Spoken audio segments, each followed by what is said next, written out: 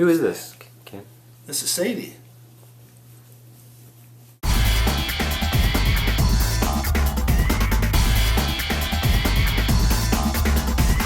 Hi everyone, I'm Don Stewart, the artist at ArtistChronicle.com, and today I'm with Ken Hobson, who is going to show us how to paint a leaf with watercolor. Ken has been an illustrator since 1972 and in the early 80s was a senior artist for Walt Disney. Today he lives in Greensboro, North Carolina and focuses more on fine art. He teaches watercolor at the Greensboro School of Creativity. Alright, so what are you going to show us today, Ken? Well, I thought I would show you what I have a lot of my students do when they first start out. A lot of them aren't comfortable with watercolors to begin with. And they're intimidated by the medium, thinking they can't make changes as they go, like you can with oils or acrylics. And so I start out with a simple subject like this leaf. And what it does is I crop in on a leaf. Forget the stem, because there's no sense making the negative shapes any larger than you have to. And then I teach them to transfer that sketch on here. Okay. Because it's so easy for students to want to trace it. And I say, don't trace it.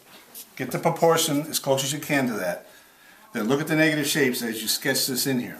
Okay. And I don't sketch all the little edges to it. I get the basic structure in here, and I'll paint the little edges in as I go along. You don't necessarily have to follow the colors of the leaves. You can make it more colorful. But I try to limit them to, say, 3 colors so it doesn't get too colorful and too unbelievable.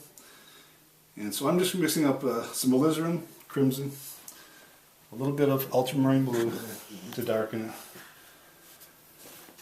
And I start at the top. And what I do is I try to keep a puddle going all the way down so nothing dries on me. A square brush works kind of nice for these leaf shapes, especially if they have a lot of little edges, sharp edges to them. What I like to do, like a lot of leaves, they have little holes in them, so I'll leave little areas where I don't paint. I'll leave little gaps. Now I'm going to switch to a sap green with a touch of blue in it. Kind of let these things run together. If it's not quite green enough, I'll just take the green by itself. That's sap green. To tie these colors together so you don't have, it looks like a rainbow of 3 different colors or whatever, I'll go back up here while it's still wet and drop in the green. They'll blend together, bleed together really nice. Is he snoring? Mm-hmm. Dog snores. I think here at this point I'll just interject a little bit of yellow ochre in here. Just a nice color here. And same, while this is partially soaked in, I can go back up in here and drop these in. It just adds variety, adds texture. I'll go back to my green here.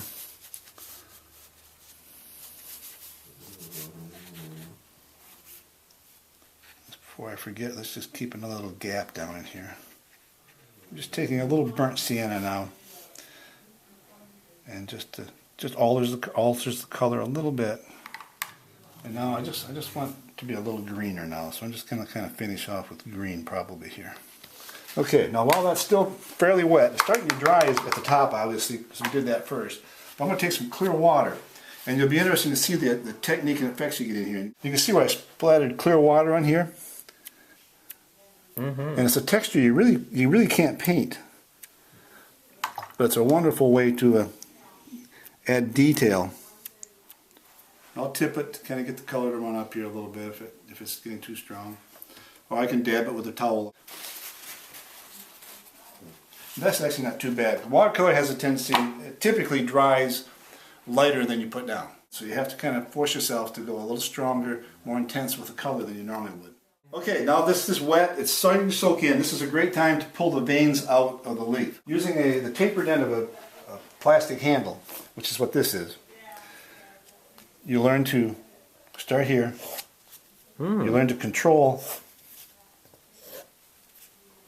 This is a good time to look at it and see if you're losing some of the detail. Some of the clear water I splattered on there may have been too wet when I splattered on, and they diffuse too much and they don't give you much of a texture. This is kind of the effect I'm looking for here. This came out nice here. And this is starting to dry up more up here. So let's just take some clear water again and see if we can bring that out again. Here we go, right here. You can see this here. A wonderful texture. That's the kind of effect that a lot of times some watercolorists will use. They'll use salt to get that effect, but that slows up the drying time, and you can get this wonderful effect just using clear water. So now we'll put the stem on there, and this is where it takes kind of a steady hand. Get a small brush with a nice point on it.